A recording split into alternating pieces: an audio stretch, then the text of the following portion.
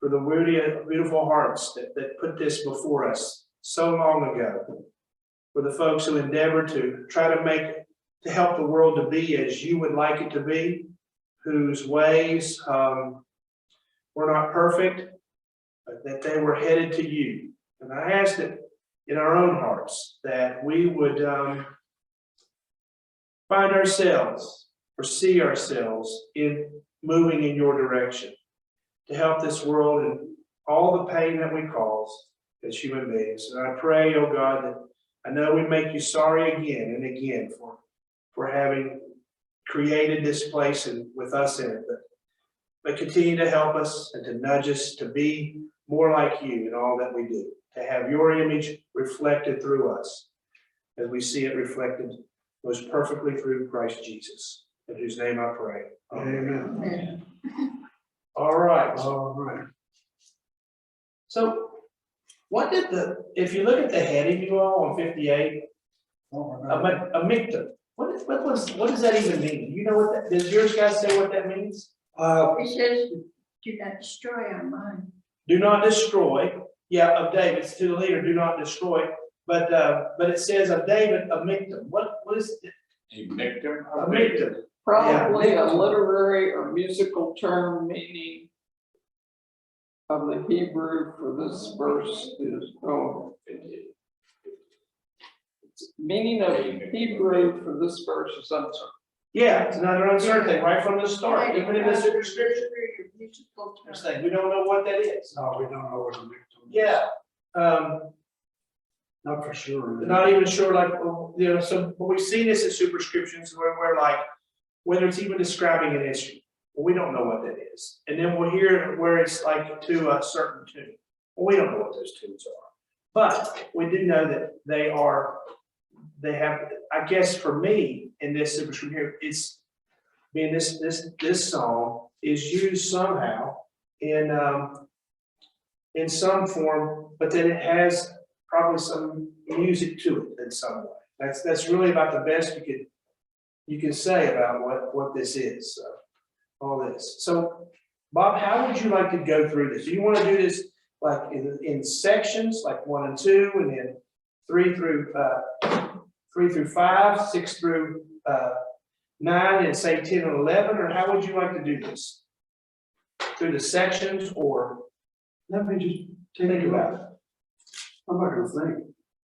You're asking too much.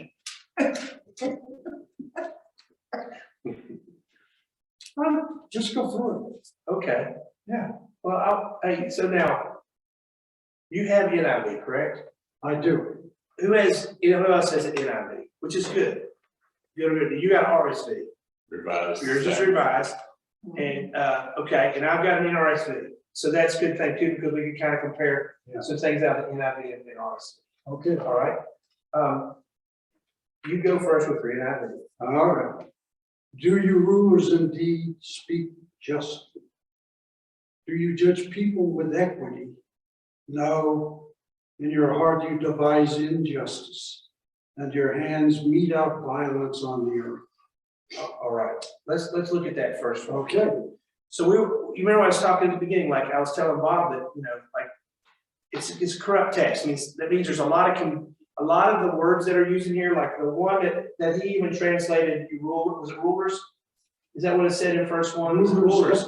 And some will say chieftains or whatever. That Elem, E-L-E-M, as we would translate that word. We don't know what that even means. But that's, oh, okay. You know what I'm saying? Like the root, but like in this, is that, and then like yours does, like mine, I know, where's the silent part, you know? But anyway, I'll go with it. So it was not there. My translation says this: do you indeed decree what is right, you gods? Do you judge people fairly? No. In your heart you devise wrongs, your hands deal out violence on the earth. So in that first section, some of the discussion is this about human people, like some human big shots, a chieftain, a ruler, some evil ruler in mind, or which would be more in line that I was reading with, say, like Psalm 52. In Psalm 52, they were referring to where it directly says about that this ruler, that you are wrong, you are bad people. Let me read you the Living Bible. Okay. justice. You high and mighty politicians don't even know the meaning of the word. So it's about people. Fairness, King which of you James, has any left? the King Not James, one. oh, excuse me. What was two? What was your two say? What did your two say? Your verse two? Which of you has any left? Not one. But it doesn't talk about the All your diamonds. You give justice in exchange for Okay. bribes. Got it. What does yours say, King James? It says, O congregation, Oh, do you indeed speak righteousness, O congregation? Do you judge uprightly, O you sons of men? so in this, and that's what we're talking about, some of this, that it's open into this.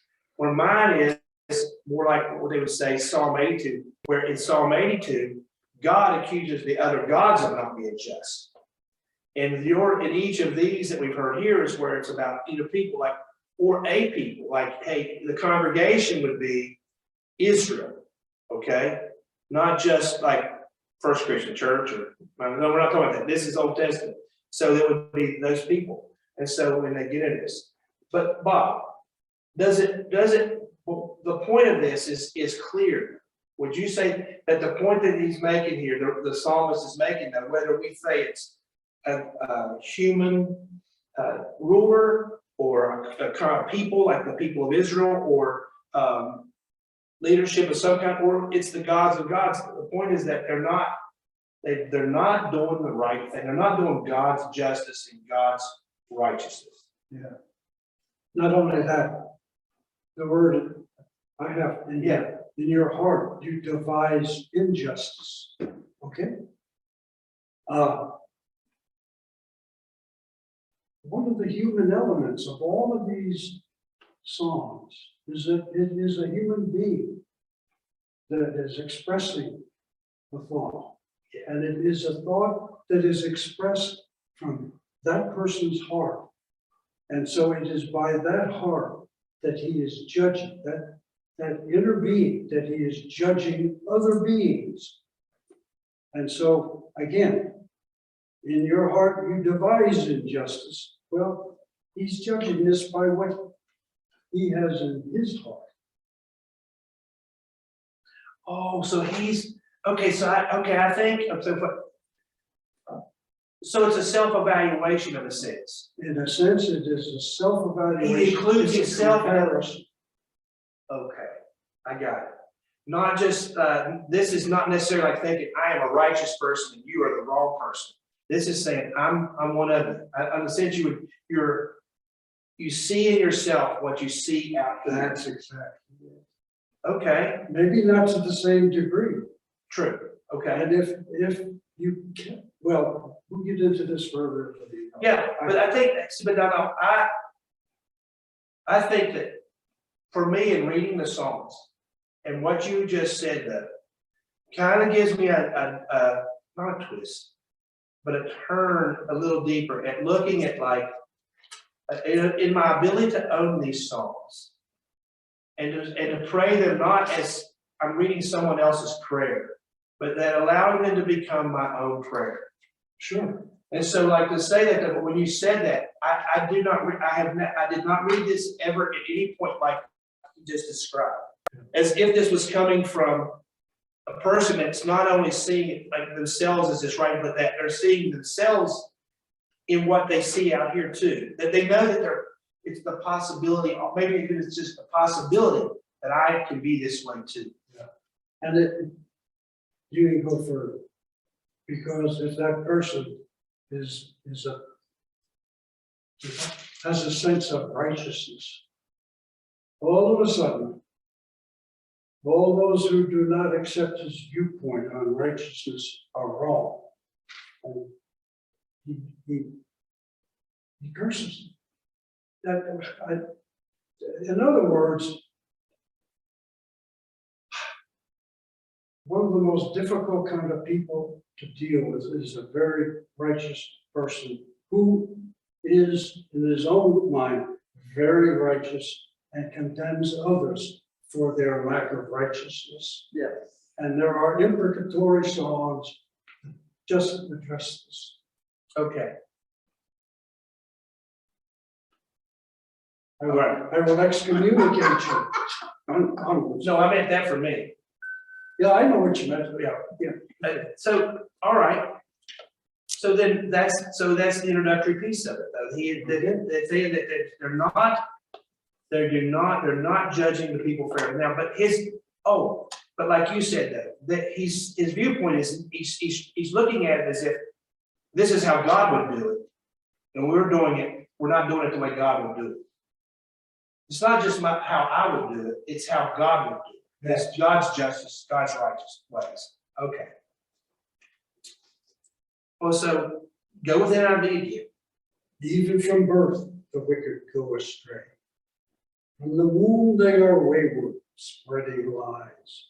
Their venom is like the venom of a snake, like that of a cobra that has stopped its ears. That will not heed the tune of the charmer, however skillful the enchanter may be.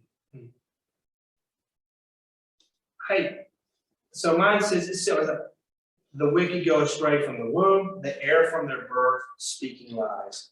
They have venom like the venom of a serpent, like the deaf adder that stops its ear. Now, I love that. A deaf, snakes don't hear it, right? They don't by vibration, but a deaf adder that stops its ear. Why would a deaf person need to stop? That's hyperbole, right? A deaf adder that stops its ear, wouldn't that be like, you're deaf and you stop up your ear, you're just gonna make sure you don't hear. Say, don't tell me those things, I don't wanna hear that. And so that it does not hear the voice of charmers or the cunning enchanter. They don't want any part of God. These people. From their birth.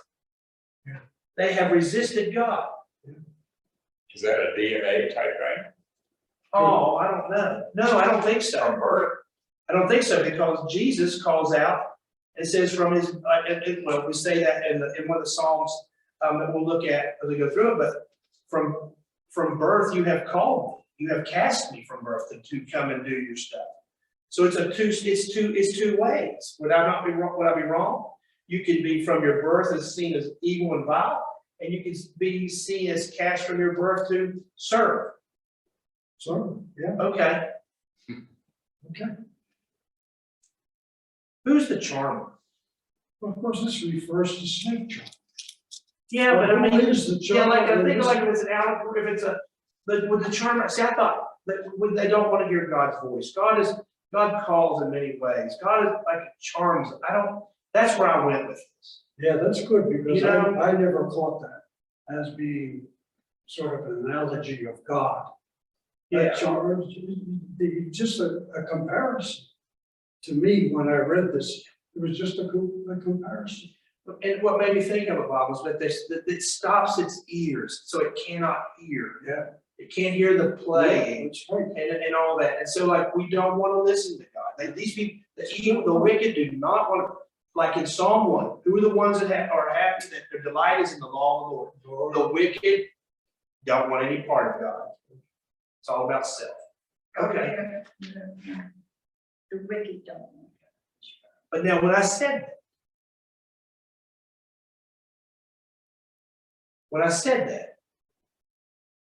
that, I just caught myself. I said that as if I'm not one of those people.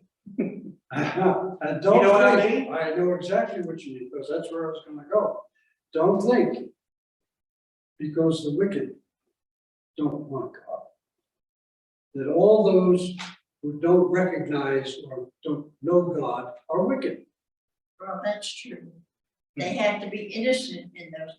That's right. Yeah. All right. Crank. Crank it, where was I? Break the teeth. 6. Oh, yeah. Break the teeth in their mouth, O God. Lord, tear out the fangs of those lions. We've gotten to lions now, from adders to lions. Break the teeth of those lions. Let them vanish like water that flows away. When they draw the bow, let their arrows fall short. May they be like a slug that melts away as it moves along, like a stillborn child that never sees the sun. Wow. Have you ever put salt on them? Oh, yeah. I used to love to do that. I love the belt slugs, man. Yeah, never thought about the slug once. can remember that, oh, yeah. Put salt on some of the furnace, whatever. Yeah. That's, I hear you. I hear you. Hey, Mike, you know, like you said, yours says, your translation of it has arrows. Does anybody else have arrows? On theirs, like, their Bible's translation, their bows fall short, their arrows. Mine doesn't see Let it. your arrows be blunted. Yeah, see, mine has nothing about arrows at all. And that's what we're talking about, like, this is where they look at words that are similar, or like, could this mean this? Mine doesn't have that. Mine says make their weapons useless in their hands. Right, now, and that's what I didn't know, because when I heard like teeth and all that, it was the teeth and the fangs, that refers to weapons. And other psalms that will talk about the blades and their spears and arrows are their teeth, and there's other places in there. But Tear out mine the is, teeth. your Mine what? says tear out the teeth. Yes, but it was of the also young that, lions. then it refers to their weapons. Yeah, but mine says about the teeth, the same, fangs, the same, but then it says, and let them vanish like water that runs away. Then mine says, like grass, let them be trodden down and wither. Nothing about a bow or Nothing. King James says, when he bendeth his bow to shoot his arrows, let them be as cut in pieces. See, now but listen, that is what the text is so, they can't make it out. That there's some freedom in how they compare it to other things. Other verses and how it's used, how words are used there, or how similar words are used. That's what you get. I know. But I like that because of the idea that, and I was reading this with Alter and others, that like the teeth and the fangs, break their weapons in them. Like, I was thinking like, may their pistol backfire. Yeah. So that kind of thing. I never caught this idea that this particular psalm was that corrupt. I mean, the text. Is it because it's just very difficult to translate? Like the word, like I was talking about, ruler Yeah. versus chieftain versus, okay, and then 82 is not. There's stuff, the Hebrew is. The Hebrew is so. There's a lot of conjecture in it. Not, I shouldn't say a lot of conjecture. I'm just saying, but the point, but the point is not up for debate. The point of the psalm is not. No, It is just the words that they the use. words that they used to expect. Yes. Yeah, because, again, remember, in the Hebrew, there's no vowels. Yeah. And all you've got are these consonants. And it is, and so they use roots, they use the roots of That's words right, to get yes. meaning out of these accumulations of consonants that we call words. And it's extremely difficult, especially in Old Testament. Yes. Well, and I was listening to it was something about, oh my gosh. It was a Bernard Anderson. He's the guy that wrote the books I'm using. And I recommended from Bob, was that he says, he never got, it was a rabbi talking about the 23rd Psalm. He said until he went to the Vulgate, he never caught a sense of what was there. Like he went to even a Latin from the Hebrew to the Greek and then to the Latin Vulgate, and he said, oh, now I get what this should mean right here in the 23rd Psalm. And the Vulgate, of course, came out of the Septuagint. Yes. But they know their language and stuff, that, and I'm not meaning it in a way that is imprecatory about this, or bad about this. It's just, it amazes me. But the point though is still the same. These people are out to do, and now he's cursing these folks who are the wicked. It's like you would, you do this. You hear the ball games. You can hear that kind of talk at ball games and stuff, where they're doing this kind of language and cursing, and it's the ball game. But or someone's done too small to work, right? Or I'm telling you, man, teachers with students with teachers, that's the kind of thing you get. These are real feelings. These are real emotions about people. And this is an angered person about what's going on in their world and what they see. there's a lot of heat in this. Yeah. Yeah. What does your 9 say, Bob? How does your 9 read? Before your pots can feel the heat of the flame, whether they be green or dry, the wicked will be swept away. That's where mine goes. That, but swept away is such a strong The tone. wicked will be swept. But that's Psalm 1. The wicked will perish. The righteous will be glad when they are avenged. Aha. When they dip their feet in the blood of the wicked. Then people will say, surely the righteous still are rewarded. Surely there is a God who judges you. Now, that's harsh tone, but that's not a singular moment here. That's why I wish I had notes. There's another song, oh, I can't remember where it was. That's what I had written down, where it's about, it's Deuteronomy. Deuteronomy 34, around in there, 32, 34. They're going in, and you will walk through their blood. Yes, it's in Deuteronomy, Thomas. So it's not an unusual thing, but what's the sense of this thing? Is that, hey, hang on, stay the path, because guess what? They're going down. And they're going down. Yeah. Now, Bob. Yeah. So, what I was reading about vengeance, okay? And that the vengeance that we're thinking of here is not, this is not something that these people are going to do. No. Vengeance is whose? Vengeance is mine, saith the Lord. Yes. And so while they're saying this, and then I heard Brueggemann was talking about Psalm 58. Two kids are playing out, two of your children are playing out in the yard. And one basically assaults the other, and next thing you know, they're all they're bruised and battered and cut up. They had a little scrape out there because brothers, whatever, sister, brother, whatever, and you gotta separate them. You bring them in, and the one you're talking to, you're healing him up. He's just going off. Why have he did this to me? Why are you going to do? What are you going? And then what are you going to do about him? And so you need to do something about him. I want you to do something. He did this. Now, this is not an unusual thing, and for even people, right? We want to know why. Oh, that's not fair. You got to do something to them. All right, with punishment wise. So, but what Walter Brueggemann was like, so the wise parent doesn't say.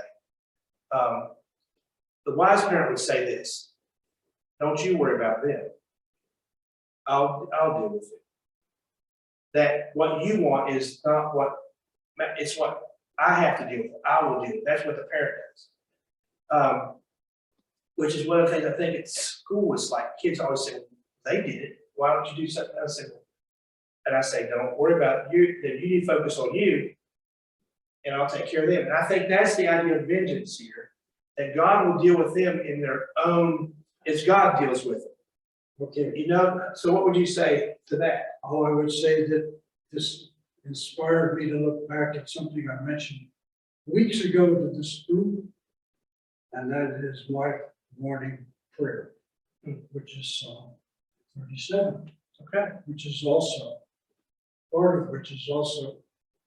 a morning prayer in later Judaism that was said by everyone. And we mentioned that this prayer was done as the guy put on his robes with his tassels. Mhm. Okay, so let me read that, Psalm 36, I'm sorry. And Psalm 36 begins, and this is not the part that I read every day, but it begins with this: I have a message from God in my heart concerning the sinfulness of the wicked. Now that, there is no fear of God before their eyes. In their own eyes they flatter themselves too much to detect or hate their sin. The words of their mouths are wicked and deceitful. They fail to act wisely or do good. Even on their beds they plot evil. They commit themselves to a sinful course and do not reject what is wrong. Now comes the part that is part of the Jewish morning prayer and the part that I try to say to you. Your love, Lord, reaches to the heavens, your faithfulness to the skies. Your righteousness is like the highest mountains, your justice like the great deep. You, Lord, preserve both man and beast. How priceless is your unfailing love, O God. People take refuge in the shadow of your wings. They feast on the abundance of your house. You give them drink from your river of delights. For with you is the fountain of life, and it's in your light that we see light. And on. And Okay. I love that section, man. I dearly love that, but this is, I think, a bit of what these cursing songs are all about. It's Right. about the condemnation of wickedness and the justice and love, the hesed of God forever with you. So it hit me that it's sort of fitting. But, and I would add this to it, that it is, again, going back to your first comments about it, this is, when to pray this from the heart, to own this song. Dr. Smothers would talk about the prophets, and the prophets, this is my first Old Testament professor. And Dr. Smothers would say that the prophets were in a tough place because they were asked to point the finger. But they also knew that when they pointed the finger, they had three pointing back. That you are telling the people this, but you are also one of the people. And so that when we pray this, if we pray this out, I would add, going back to you and what you said, I would love for you to talk about what C.S. Lewis said about like the cursing psalms and how you got to get them out there. You need to unload. You got to read them. Yes. All scripture is inspired. And C.S. Lewis goes on and on about this stuff. And I think he proposes that they are moral allegories. And okay, well, let me read you one little thing Yeah, please. that I came up with. What he says is that well, if I can find it. Okay.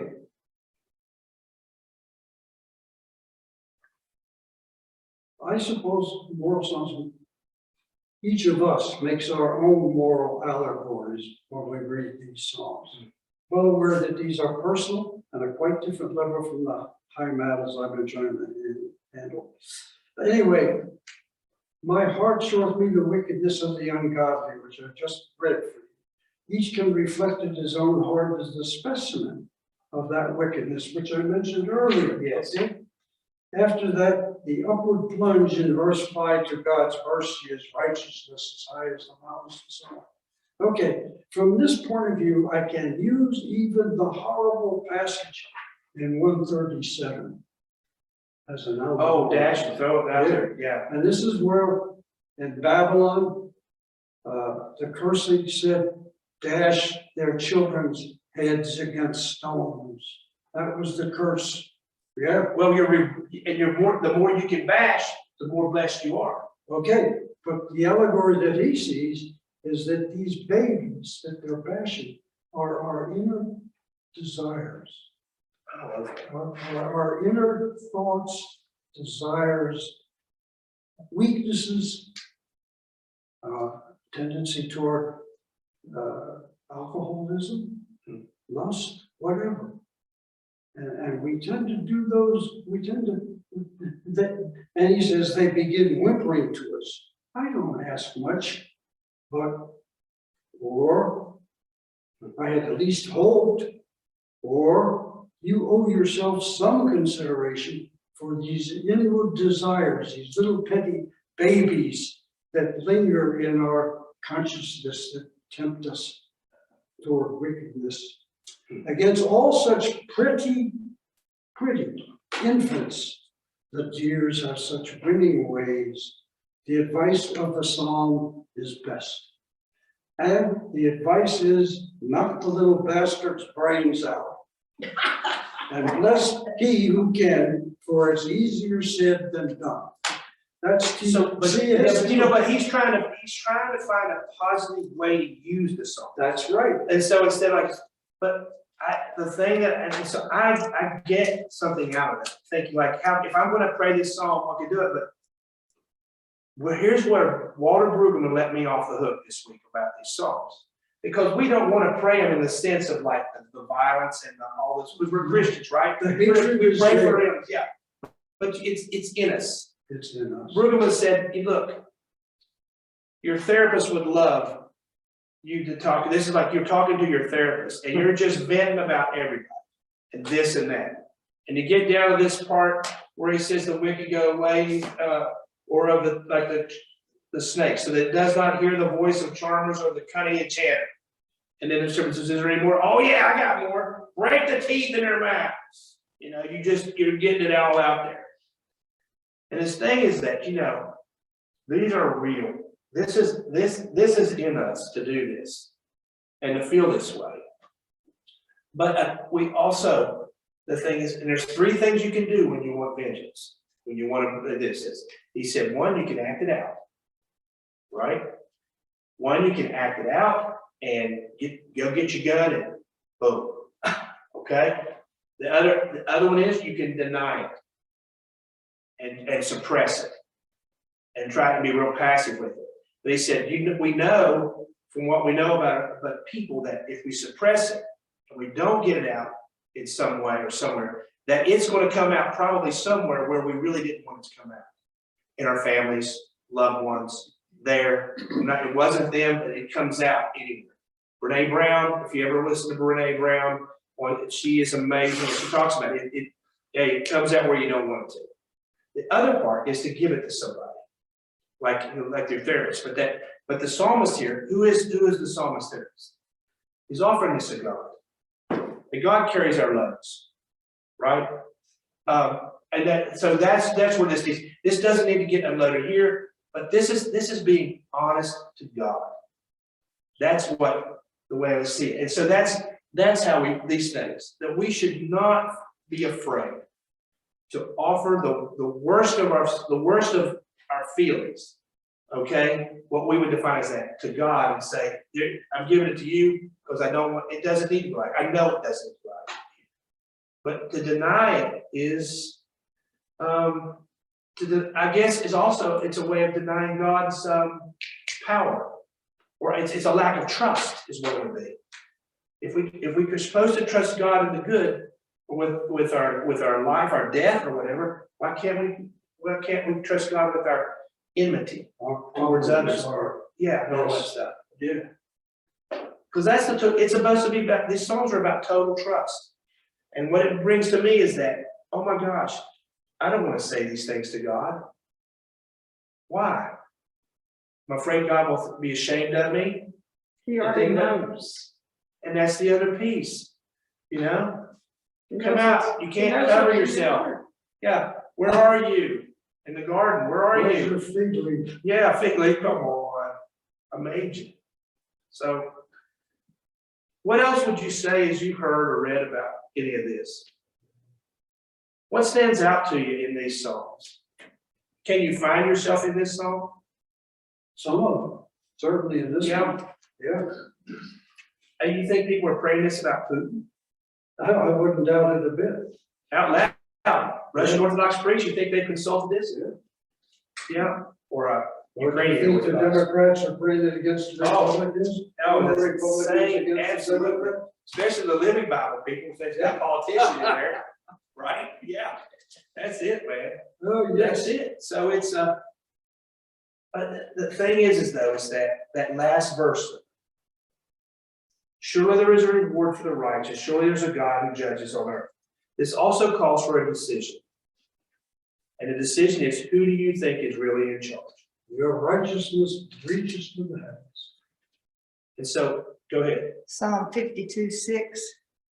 The Yeah. righteous shall also see and fear, and shall laugh at him. Now, who is him? That's where I was talking about at the beginning, when I was talking about 52. if you translate in that first verses and you start talking about people, human beings as the subject of this, then you would go to 52. That him is probably some ruler, some chief, some leader.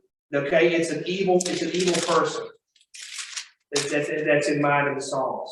And then if you take it like the NRSV does, you would look at Psalm 82, where God calls the other gods on the spot for not being just. It's like Baal or whoever hey, they can't do justice.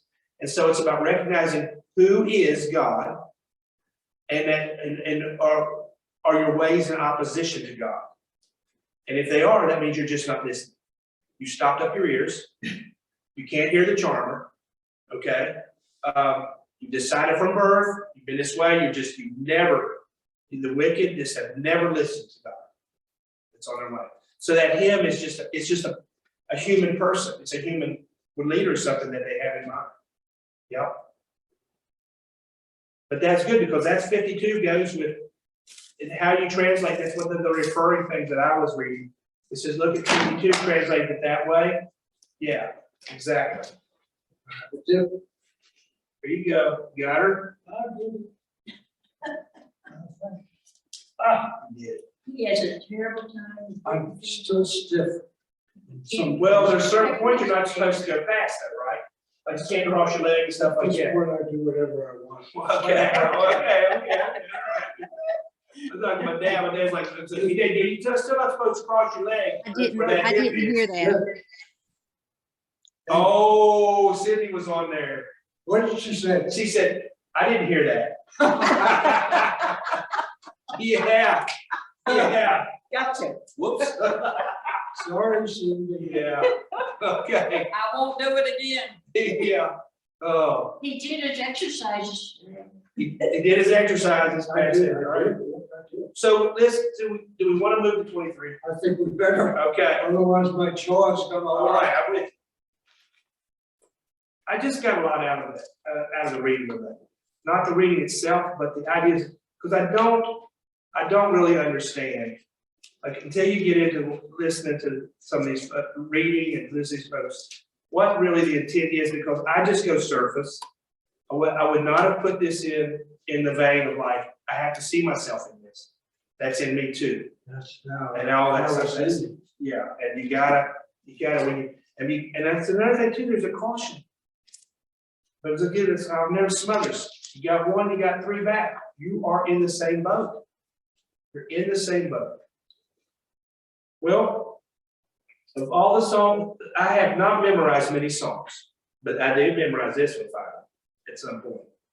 So the 23rd song, when is this most used, do you think? When is it most? Yeah, when do people use this song? When do we hear this song all the time? Too often. Too often, too more often, right? As I mentioned, Unfortunately. well, Yeah, I've had friends that said, please do not use this at my funeral. oh, okay, right. So I'll read my NRSV, All right, and you guys look at yours and see what you can notice. The Lord is my shepherd, I shall not want. He makes me lie down in green pastures. He leads me beside still waters. He restores my soul. He leads me in right path for his name's sake. Even though I walk through the darkest valley, I fear no evil, for you are with me. Your rod and your staff, they comfort me. You prepare a table before me in the presence of my enemies.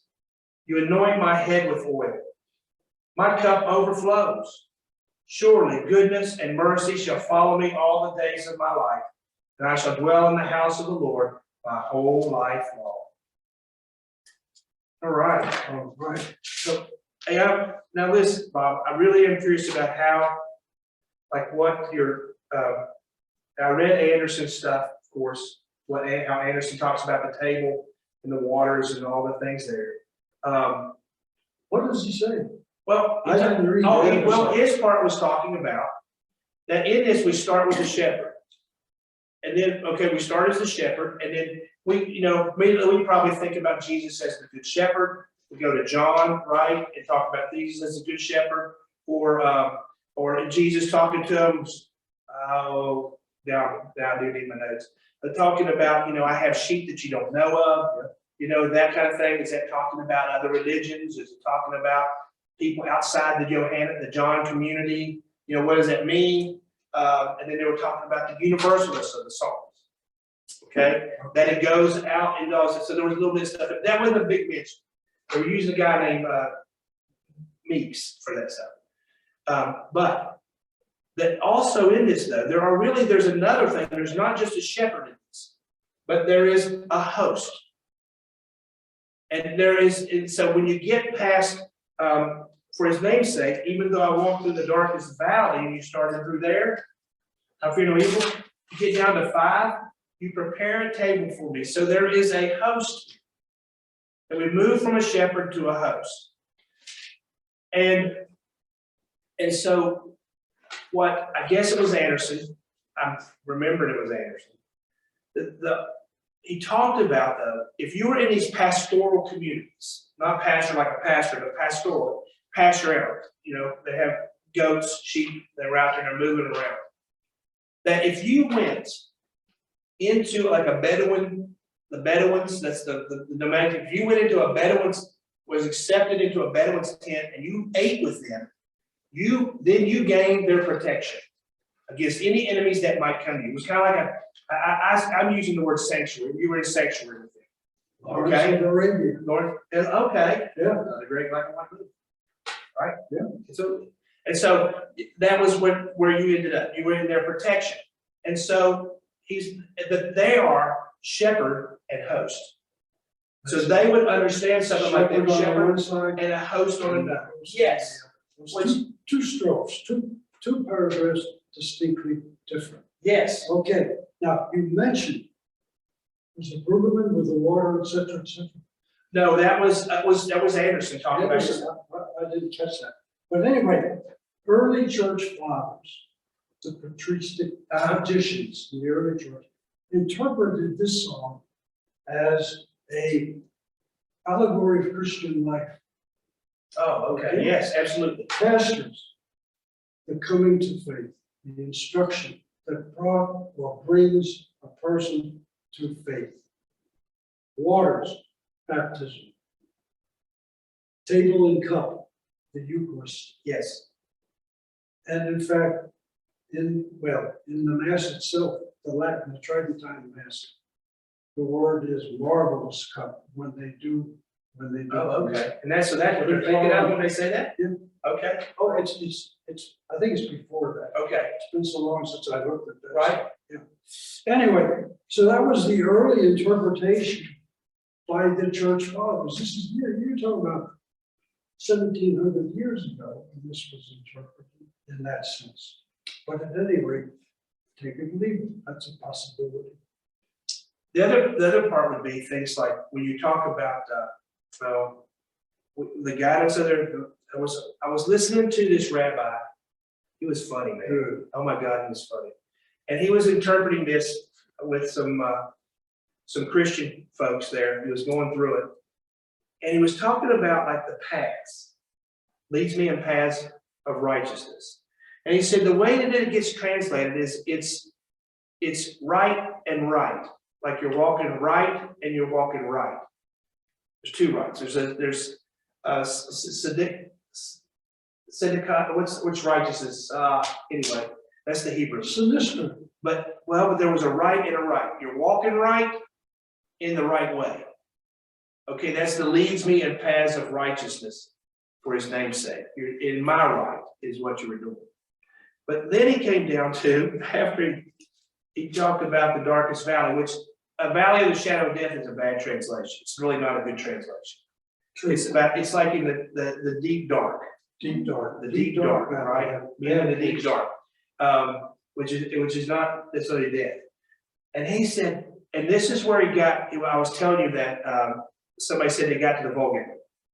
For you are with me. I fear no evil, for you are with me. Your rod and your staff, they comfort me. And I had never thought about this way. He said, well, what's the rod for? The shepherd's rod. For what? Against marauders. To beat something. Yeah, Yeah. yeah. Well, he thought, the way he got it was, he thought, and it's not something which is not, the staff is more that they pull you back in, correct you this, but the rod is to beat those, but also to, like, the rod could be used on you. That not only that your chastisement is a comfort, your teaching me is a comfort, okay? And then he used, this is for kids, this is a different guy using kids. He talked about you broke a lamp at the house. Okay, but mom wasn't there when you broke that lamp at the house. And then mom got home. Okay, and she pow, for breaking the lamp. Okay, and then the next time mom comes home, she fixes something, brings something in there or takes care of you, and you're like, oh, I'm so glad you're home. But that it's the same thing, like it's like the rod and the staff, that even in because look, if the sheep starts to run off, you don't think that the shepherd would whack those sheep? Grab them around the neck. Yeah, well, Yeah, remember wrong. you take Melody Gibbons, man, she will whack one of those bad boys. Yeah, that's the piece though, but I had never thought of it that way, but that was that rabbi's take. He talks about like the allegory piece, and you have to make your own way and use it, and that was how he got it, but he didn't get it until he got to the Vulgate and read how it was used and something was used there. But that it's not all feel good sometimes with God, right? Sometimes we get a lesson. Sometimes we have to learn. Another thought here. Unless you are not done. I'm done. You're That was it. I just thought that was really, Yeah, it is. It's I'm great. sure I was Was he- one who need, was he a I need the rod Messianic- more than the staff. Messianic rabbi? Oh, I don't know. You No, he's a Jewish rabbi. He's not a Messianic Jew. okay. Now, the sheep shepherd analogy or the sheep shepherd is very common in the Old Testament, okay? It's common in Near Eastern literature, especially applied to kings who were shepherds of their people. But it's less frequently applied to God. It is though, in some of the Old Testament literature. Less frequently, but much more frequently kings and their people. The Old Testament, where it's used, it is often collective. In other words, the Lord is the shepherd of Israel. Okay? Yes. It is a collective sort of thing. This psalm is very exceptional, and that is an individual. And anointed too. And that's right, yes, it is an exceptional prayer of an individual who personally tells he's cared for by the divine shepherd, by the good shepherd, yeah. Okay, and just as we talked about, they're guided, they're led to pasture, they're led to quiet water, they're protected even in the dangerous areas of the dark valley. So that's the whole first half of the song. And then that Bedouin part in verse 5 after that. It's like you prefer a table with the presence of my enemies. You taking me in, my enemies are outside. It's not a na moment. It's not like that. But it's like you have a sanctuary there. You're still provided for, even though there are people that want to do you in or are close or around you or trying to get to you in some way. The other thing was like, and Bob, I don't know if you know, but like one of my guys, I don't remember what it was though, it may have been Ian Anderson, whatever. The anointing my head with oil. Oh, it was the rabbi. He said, this is a messianic thing. In his taking, how he was looking at that, the anointing, it was you anoint like the king being anointed and all. Yes, that this is a messianic thing. But I didn't mention that in that patristic literature, Yeah. the anointing referred to confirmation. Oh, okay. Yeah, The head is anointed with oil. nice. Okay, I like that. all right, I think we ought to do that. refer Okay. to the last verse. I shall dwell in the house of the Lord for years to come. Okay? Mhm. What's he talking about? He's talking about the temple. The temple. And it doesn't literally mean he's going to live in the temple. What it means is he is going to experience the temple during the required visits to the temple, during to the law that required that pilgrimages be made to the temple. So he will dwell, his presence will be there for years and years to come. Okay, so this whole business of that, the Lord in the temple is here presented as the patron and protector. He provides abundantly in verses 5 and 6. Yeah, This is, so now maybe I have this, like, everywhere I read was talking about, that this is also about, you're not just an individual. You've been brought in, you're into the God's household. that's right. And so that it's the family of, you're brought into the family of God. This is about, you're in the family of God. And so, and I was struggling to read that where I could understand why this, but you say like, if we're a people going to attend, to worship at the appointed times and rituals and stuff, we don't go on our own. We go as pilgrims with other pilgrims. So like we can get to the pilgrim songs and Yeah. journeys and all of those things. When we come on, whether it's a Sunday or like what we're doing tonight or whatever, this is not this is where the family of God is gathered. And so that's one of the blessings for this too. And so when you talk, I would dwell in the house, I think that also, I think it's appropriate to think of this as also, I will dwell in God's household, in the family of God. That's good. My whole life long. Yeah. And so that helps me understand what they were trying to tell me that I couldn't figure out until we were just right here. I was telling you about that rabbi. Oh, he was pretty wrong. I love that. But anyway, he was talking about, they were having a discussion about the cup overflowing. He and the ministers or whoever he was talking with, he said, that's not the best. He said, the cup overflows. He said, and he threw out the word, the Hebrew word for it. He said, it doesn't mean that. It means I'm not gonna thirst anymore. That's the way he took it. And he connected it back to the waters, Okay. the restful waters where you take them where you take the sheep where the watering holes are, and all that stuff. But that the cup, he said, it's not that, but it's talking about you're gonna not thirst your cup. And I had taken it, and I think that I'm not wrong in doing this. Well, we talked about the cup last week. My portion, you are my portion and my cup. My life overflows with God. That's the way I would read this, in terms of like we talked about in our song last week. We were saying like you are my portion, you are my cup, and that sort of sense. Interesting. Okay, that's the way I would take that. But he was talking about the cup not overflowing, and I didn't like that. I didn't like that for myself. I think that I like the idea of God overflowing in my life, my cup. Okay. And then the last thing I will say, this goes back to Dr. Smothers again, my first Old Testament professor. That surely goodness and mercy shall follow me all the days of my life. What does yours read? Look at yours and see if it says anything different. Mine says the same. Same? Love. Surely love will follow me. Okay. Mine says surely goodness and love will follow me all the days of my life. All right. Well, what Dr. Smothers, he's one of the very few people, one of those people that they would let in to do Dead Sea Scroll work. He was talking about, he says this, and then I read it again today, and it was either Anderson or McCann or somebody. We're talking about it. The word is, the best use of that word there is not follow, but pursue. That is the word. And I remember him saying that. And so surely goodness and mercy will pursue me all the days of my life. All right. And so that which really adds a different thing. So now they're pursuing. Now, whether we allow them to catch us, if I go further or whatever, I do it, or whether we see them coming there.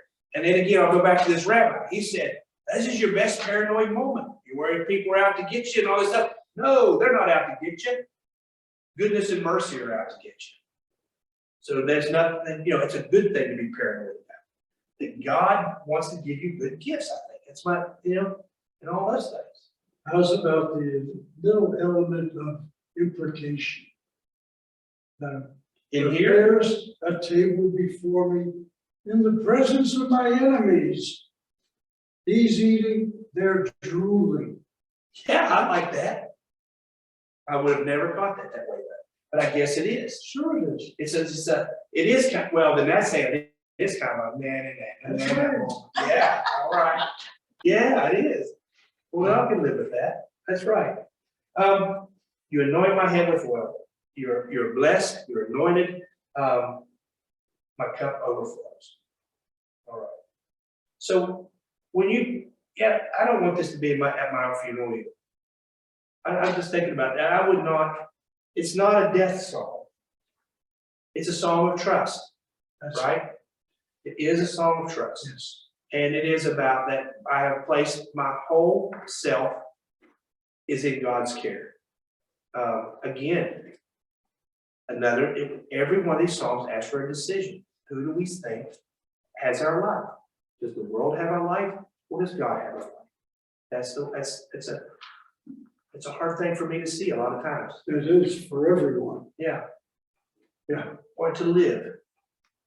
Because we talk about, no, I gotta, oh my gosh, talking about like, the idea, I know we're at 8 o'clock, but in those first things here, in the first verses, the Lord's my shepherd, I shall not lack. It's probably one of the, I shall not lack. But why am I on Amazon all the time? Ordering. In a consumer and secular society such as ours, do we own that, really? Gosh, no, man. Then why do we have dumpsters outside our house when we move back from Blacksburg? You know, I'll think, oh my gosh, I'm a liar. Yeah, I shall not want. That is hard to do. It's hard to think that way, and that is what it means, right? Do I really trust that I'm going to be provided for within the household of God? You know? No, I'll let y'all think about that for yourself. I know what I think about it, but it's just I just get a favor. I get a favor. I have this job or that job. I'm gonna be, oh my Lord, okay. What else? Well, my thought when you said that was, I wonder what the difference is for people who don't have a lot comfortable money. Yeah, They have just basics, very basics.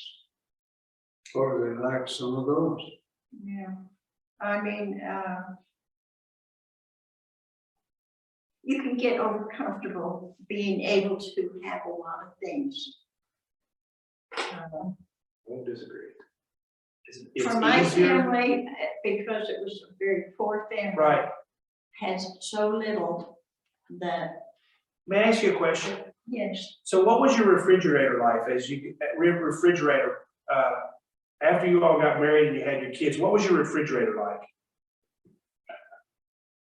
What was it, how, was your refrigerator like stuffed to the gills full? oh no, because he gave me $15 a week. That's Well, not back the to your first point. one. But you're talking about, Well, his pay was very low right, back then. my friend Chris would talk about like his mother, when they grew up dirt poor sharecropper Georgia stuff, Yeah, and he said, but she kept that thing packed I have to when tell they you, got married because she reminded, oh my gosh, we have to keep it packed. I have to tell you that indeed we struggled, Mhm. but we did fine. but now she crams the refrigerator and the pantry so full, it's horrible in our little house. Well, the thing was, yeah, but you can't eat it all, can you? For two people, oh my Lord. She goes down the yard, I better not do this. You better not. You better not. I You better not. Hey, better you got Cindy over here.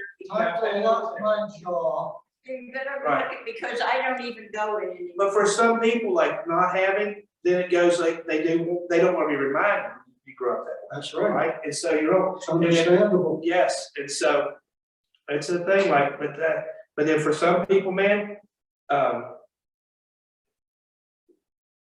they won't spend because they're afraid of running out to where they're, you know what I'm saying, because they've been there. And so Yeah. that's a memory too.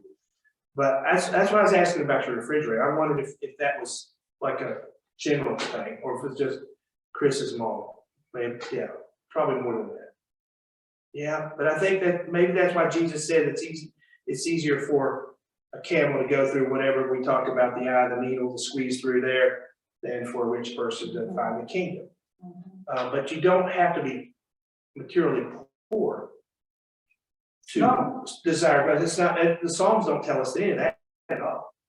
The Psalms desire God, and I think then we learn what we're supposed to do with what we have, and how we can use it best for the kingdom, right? The material things are not that, it's the love of them. Will we put them before them? Will we Let's see if trust anybody has God? any Anybody? questions. Yeah. What do you guys have on the Wi-Fi? Thank you. Very interesting. She's done. I thought the whole thing was, we're all sinners. We shouldn't point fingers. We shouldn't be in judgment. And the Lord will provide. I think it's important. I think it's important for us to share what we have. I think that's the message. And that was one of the things that came out too in Anderson's Is that right? thing today, yes. I didn't read Anderson. The tables, yeah. Anybody else, any comments or thoughts? Ed? Yeah, my mind was going when we went to run up yesterday morning about, we got down there about 8 o'clock and we were trying to beat people into the Sam's and BJ's. We swung the curve going down toward the airport and homeless people all over the side of the road with tarps over them. You're kidding. Oh, right there off of Hirschberger? Yeah. Whatever valley? That's Yeah. right. You know, Oh, they made them leave there at one time, but they're back. okay. Dang, man. So for some odd reason that bothered me. Yeah. And I was thinking about the oil, Oh, anointed my head with oil. I'd like to hear a lot more about that. I think that's a good sermon right there. may not be. It may not be.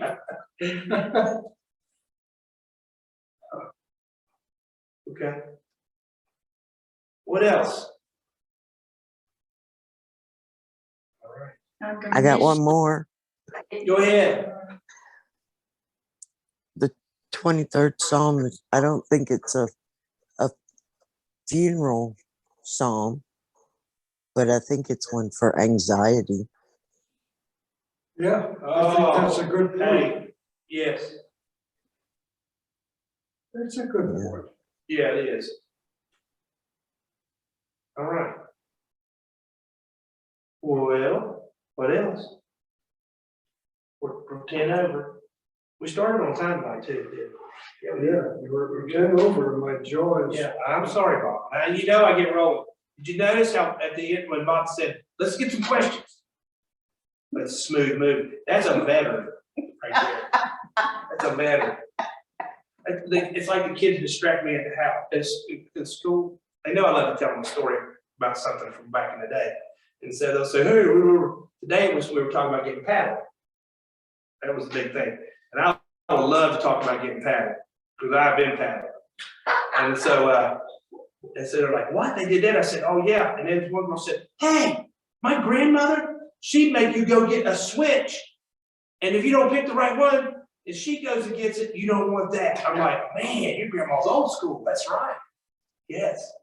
Then I tell the story of when my grandmother, and since we're talking about kids, I bet about like 6 years old. My Uncle Richie's 11 years older than me. So he was 17 or 18. He was in high school, senior year of high school or something like that. And he was annoying me and my brother, who's 2 years younger. And we were running to grandmother and complaining all day long. We were imprecatory. We were complaining, Brother Richie, you gotta get Richie like this. And she came out and she said, Richie, I don't want those boys bothering me anymore. You leave them alone. He's like, okay, whatever. He kept it up, we went again, she said, she came out, she didn't say a word to us. She never did anything, she said, Richie, go get a switch. Richie's 6'3". Grandma was like, well, Uncle Richie was like 6'3". He grew to be 6'6" after he graduated, but he was 6'3", and she's like, what? He's like, no, I'm not gonna get this. He said, you can either go pick a switch now, or you can get something else when your dad gets home. He went and got the switch. And she, like, for us, she probably didn't hit him like, you know, she was just probably making a point that, like, listen, if you guys think, here's what we thought. If she'll do that to him, what would she do to us? We never bothered him. He could have done whatever. We were not bothering her anymore. Yeah. But you know, I had a 7th grade teacher here at Newport, Uh-huh. and when the students got in trouble, especially the boys shooting spitballs, Right. he would, every morning, he went out and got a bundle of switches, Ooh. and he put them behind the door. Right. And when they got caught shooting spitballs, he made them stand up, pull off their shirt, right in the middle of the class, and he beat them with those switches. Oh, my God. Nah. Mr. Bowman, He is in jail now. Who was it? Alonzo Bowman. Yeah, that guy wouldn't last 2 days. No, but that's But yeah. then on the other side, Had discipline in school, didn't he? he loved the girls. Yeah, man. The girls asked to paint the room. We said, we need a bright color in here. Can we paint the room? Sure. Bring the paint in, do it at lunchtime. Right. whatever, Before, after bus runs. He let us paint the walls. We painted all the walls. I mean, a kind soul, but Betty, he was a discipline. Well, I tell you, man. Hey, Ruby Gibbons also paddled. Did she get you? Oh, Mr. Worley paddled somebody every time. He would say, who wants licks? I'm telling you, Dale Stowe would say, I'll take some licks, Mr. Worley. He'd walk up there, take 3, and go sit down. He was crazy. Toughest guy. Well, he was tough though. All right, let's keep going now. See, that's what the kids do to me. Right there, I just go with it. I just roll. Feels good though. Well, I have a story on Oh, a whipping that I got on my 4th birthday. Oh, no. My sister was just a month old. And we were sitting at the supper table and I'd finished and I decided to go out and play. Well, my plan was to swing on the clothesline. Well, my mom looked out the window and saw me and she said, hollered and said, stop swinging on the clothesline. I didn't listen. She hollered the 2nd time. And the 3rd time I saw her coming out the door. So I ran around the house. Oh, man, move. Like I say, she was just a month old, so my mother couldn't run, so she just turned and went in the opposite direction, and I ran right smack into her. And I got a whipping. You got lit up. And what did I do? I went into the kitchen and my dad was still sitting at the supper table and I crawled under his chair for sympathy. There you go. That's what we've been talking about. Deal with them. What would you like to close with tonight for prayer? What do you need right now in terms of what you've heard tonight? Is there anything coming to mind you'd like to pray for yourself or ask for yourself? just be thankful. All right. Anything? Janiyah is going back to Cincinnati Monday. Okay. Prayer. Okay. Yeah. All right.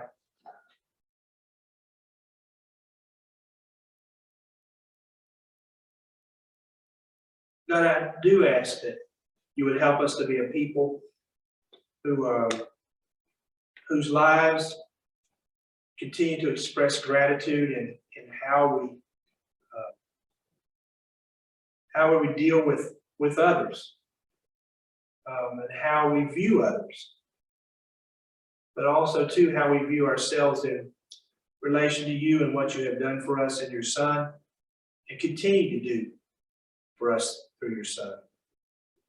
For the people whom we love, who are struggling with their own circumstances in life, like Anaya.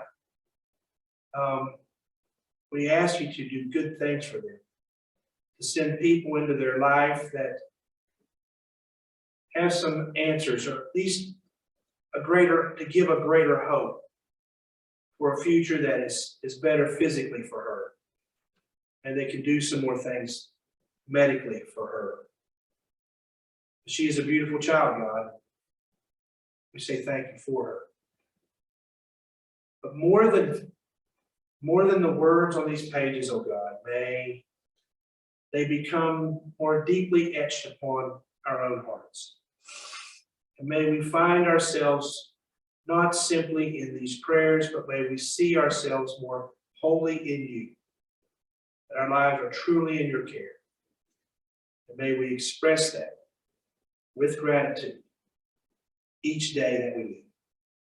In your Son's name I pray. Amen. Right. Right. Good night, all on here. Thank you. Oh, who's on?